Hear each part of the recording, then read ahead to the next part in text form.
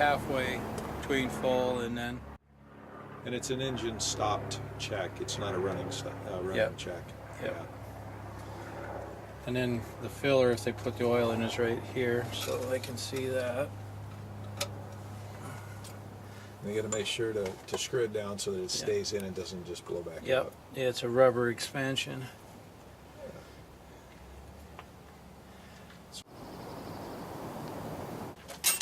And we can check the antifreeze, so that way we know that too, just in case. But it's all been checked, so I know it's okay.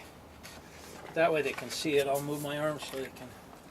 It's actually checked right in the top of the... Yep. You just stick your finger right in there. You can usually see it. As long as you can see it, if it's over the cores, you're okay. Okay. Because it will expand as they get hot. Yeah. Okay.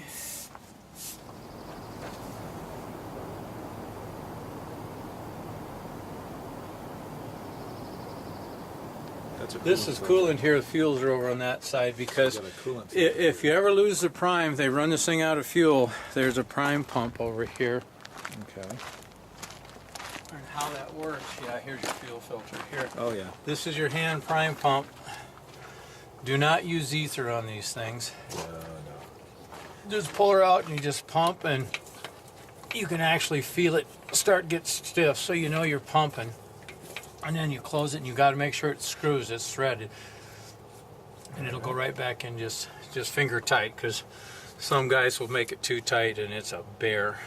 All right. And then there's glow plugs on this thing that usually you go 20-30 seconds and she fires right off. The warmer it gets, you don't have to, but I just do it as an automatic. These older ones still have glow plugs. The new ones, they don't do it anymore, but the old ones do. Much easier on the engine. Exactly. Yeah. And that's all I got to do. Okay. So it's pretty self. Yeah, that one's and pretty of course, easy. fuel goes right there, so they'll know. Yeah. About the air just to blow out of the tanks, but there's air dryers on them too. But there's little cables, and we just go and just make sure that nothing in the tanks. You don't want no water. You can just tell them. Yeah. Okay. Or I guess you're taping this, so I guess I can say it. Yeah. Okay, and then there's a master switch right here. You just got to make sure it's on. On the back of the... It's right behind the air dryer right here. It's on the side of the battery box. Wow. You'll hear it click. Yeah. You can see it right from right. Oh, yeah. Oh, there it is. There it is. Yeah. Oh, boy, it's in there. Yeah, it's secured, but... Okay. And you'll know if you got it on. Okay. That'll tell you got power. Turn the heater off. Okay, well, to preheat, you just turn it to the left. It'll show heat over here. It's spring loaded, and Yep. it's, so it's like an old cat. Yep. The old cat. Exactly. That's exactly what it's like. It's off of. I was surprised when we bought these trucks that these were in here, because most of the trucks just have a black button. Yeah. And luckily, it still shows the shifting pattern and Oh, yeah. low, everything is all right there. So it's pretty self-explanatory, but we'll walk through it. Now, when they first start in the morning, you might have to pump them a few times just to till they go. And she'll go, it's just we had to pump it, and I think once we burn this whole fuel out, but this is 7-year-old fuel. Yeah, we get her out on the road and give it some run time. Yeah. Now I didn't get the fuel gauges to work. I don't know what the hell's wrong with them, but everything else all works. Put new amp gauges in them because I blew one out. Yeah. Usually what we idle it is around 1,000 while it's warming up, and then that way it charges up good.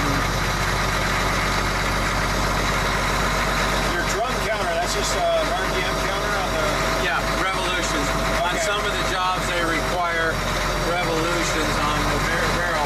How long you've been spent there? It's got to mix at least 75 to 150 revolutions before it's thoroughly mixed before you pour. So when you guys are down here super bagging, you got to make sure you stress that. Okay. And it goes fast, because see, the faster you push her, it'll crank some fast once you start giving gas.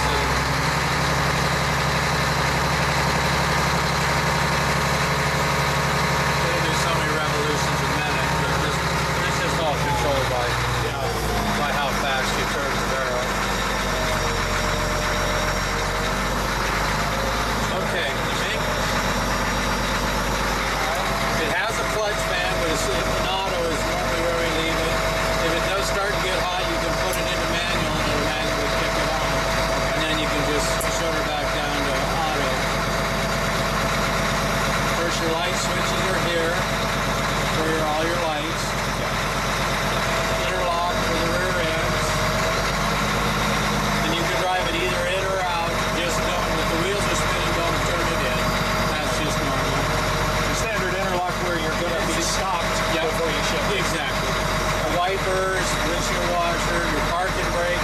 This is what you set or you move, anything like that. PTO, that's right here. Just push the clutch in. You pull this up, the light will come on, and when you know it's engaged, that's only for raising and lowering the booster. Okay, just for the booster. Yeah, that's all it is. We get booster pressure. Right. That'll come over here, okay? Probably better to come from the other side so they can see it better, unless you can see it good Oh, I there. can see it. Okay, to drop the booster, you have to push this round button. It will click. It's a reset. Then you come up here to this switch, and that's why it's guarded, so you don't bump it accidentally. You push it up or down. Push it down to lower it, and then you have to engage your PTO, and it'll automatically bring the pressure right up while you're using it. I don't expect you guys to use them down there because you ain't gonna need it. Maybe going up that hill.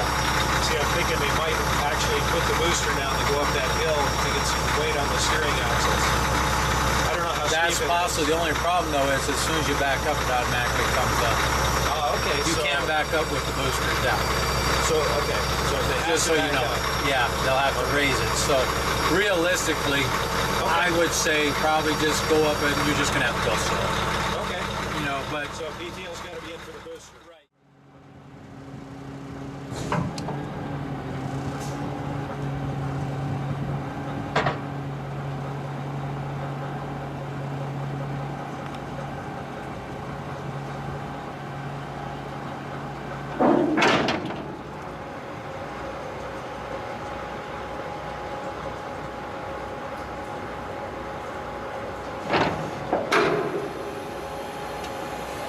They come down fast, you have to make sure that no one's underneath it if you're going to use a booster.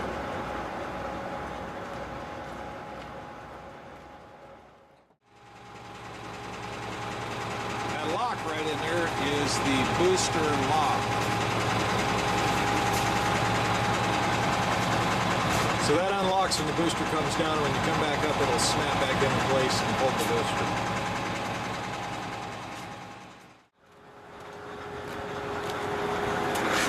I guess you might as well film it so you can see how it works. yeah. This is a slump meter. I don't even pay attention to these things because you can beat them. What that does is it measures the resistance in the hydraulic system. And the drier it is, the more resistance there is. The wetter it is, the less resistance. So it's basically just hydraulic pressure on That's the all it drive. is. All it is. Yeah. And you can cool them, so it's real easy. This is automatic. You know, you just when you do your tank, you just turn it to pressurize. Pressurize the water tank to Yeah. the drum. Yep, for water, for washing out, cleaning. To exhaust it, you just do it from there. You usually always leave it here unless you're going to put air into your tank. All right. And then, of course, the gauge will show you so you know it's 100. Well, this is 125, so these are a little bigger than normal. So it's graduated in gallons. Yeah. Yeah, everything's by gallons. And normally when you'll put water in, usually it's a minimum of 5 gallons is normally what you do. And how that works is the valve back here. This is for the booster load. It's permanently set at 10 yards. I would not mess with this thing because it's been this way. I don't even know if it'll readjust. It's been this way as long as we've owned these trucks. And when we bought them, you can see there's different levels. Actually, you can loosen this up and turn this in and out. But yeah, it's just set light. Actually, this one even set at 10. This one's set at 7.5. So when you put the booster down, it's going to automatically set it on that pressure gauge. Right. What it does here, if you want to watch this, I'll show you.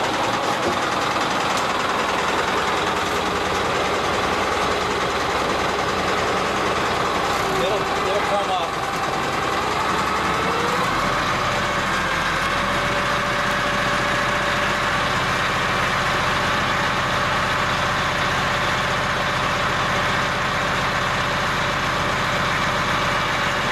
And there's where she'll kick out. It fills it up, then it kicks out, then it'll run there. And they leave the PTO engaged as long as the booster's down. Then when you raise it, all you gotta do is just take your toggle switch, hit the up, and you can see back there it's automatically raising. And the pressure went down, so it's raising the booster right now as we speak. And when it slams shut, then you just go ahead and disengage your PTO. And that's all there is to that. The other controls, this is your chute brake. This is an air brake system on the chutes. You can either operate it inside the cab or in the back. And on, that means the brake is on, off, it's released. And so you always have to have this one on, so when you go back there, it'll get power back to that one.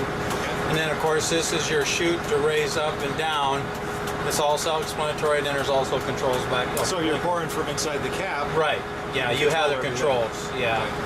Which odds are you guys probably won't, but if you ever get into the job where it's that way, Yeah. and that's what it is. And so throttle right here, so you want to, when you're batching, you take it up to 2,000 RPMs when you're mixing it. Alright. And then usually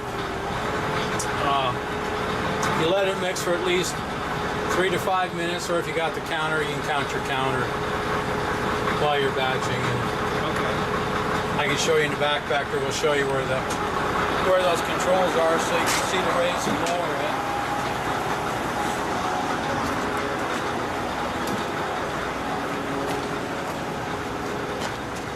This is your chute brake. That releases it. Might want to show them too. They always, whenever this thing is going down the road, or before you move it, always hook this chain. Yeah. If you don't, when it's like this, you drop the booster, you'll destroy this and it's junk. Well, it'll probably beat it around, right? Oh, it'll destroy it. Okay. So, and then to lock it, see how easy it is to move? You hit the brake. It's your air brake system right there. It's literally a brake can. It's just what it is. Okay, so that's And the upper air brake control- can. Your chute Alright. control is this other switch right here. And it just, So that's the one up way down. goes up, one goes down. That's the up down toggle. Where they had all this shit done? And then there you go. Oh, okay. Yeah, so there.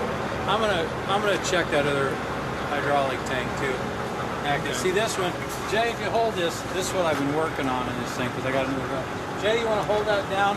So if I put my weight on it, it goes down, and it shouldn't be doing that. See, Yeah. it should just come down by itself. But the key always is make sure you hook this on this side, or they'll wrinkle these fuckers up. That's right. It'll wrinkle You can them edit right. that out.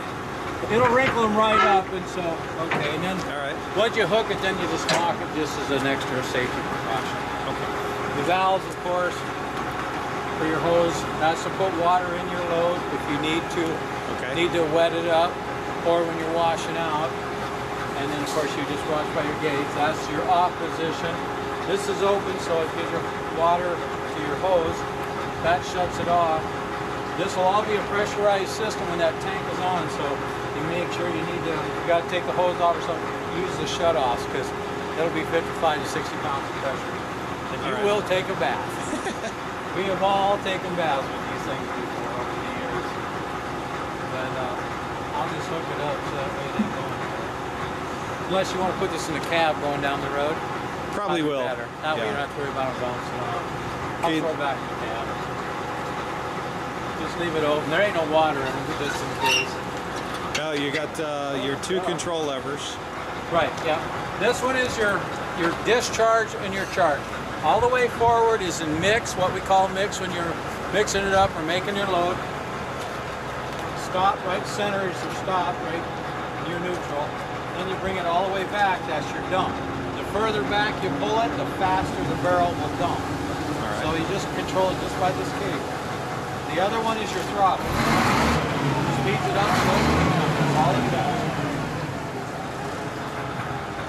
Usually, and you always, whenever this truck moves, you have to have this barrel turning. Otherwise, you will flatten those rollers. And them rollers are about $800 a piece, so you don't want to do that. And You'll just beat them to you death. can see, yeah, they'll put one little flat spot, and then you'll hear a ka-thunk, ka-thunk anytime it goes down the road. So they always just got to turn. And maintenance-wise, it grease once in a while, but they're so heavy-duty bearings that we've never lost a bearing. We have flattened the rollers. We flattened lots of rollers. Okay. I think we flattened a couple when we brought all those white ones up that one trip, didn't we? Seemed like we did get one of them. We had them full of water when we dropped them. Booster operation. Deploy. Secure the chute safety chain and lock. Engage the PTO. Remember to push the clutch in before pulling up on the PTO lever. Push the reset switch by the boost pressure gauge. Push the red guarded switch down. Lower booster is what that means. Watch for the pressure to rise on the boost pressure gauge. Remember, look behind you for a clear area prior to dropping the booster. If you back up with the booster down, it will automatically raise to the carry position. Disengage PTO when not using the booster. To stow the booster, push the red guarded switch up. That means raise booster. Wait for booster to lock in the carry position. You will feel it in the cab. Disengage the PTO. The booster can be raised or lowered while in motion. When mixing, engine RPM should be set with the hand throttle to 2000 RPM. The barrel should be in fast charge. After the barrel is charged, reset the revolution counter to 0. Mix between 75 and 150 revolutions. The barrel must always turn, empty or full. This is so that you do not flatten the rollers on the charge end of the barrel. After mixing, slow the barrel speed down. Be aware of how the truck's center of gravity changes when loaded. Do not leave concrete in the barrel. Wash it out. Yes, off the truck too. It is much easier with water. A jackhammer will ruin your day. To prevent concrete from setting in emergencies, add a couple 5-pound sacks of sugar to the load and mix. This stops the chemical reaction that hardens concrete. Dump the load as soon as you can. Vinegar will neutralize the caustic action of cement on your skin. Use proper personal protective equipment. This does include safety glasses. Hope you've enjoyed this video.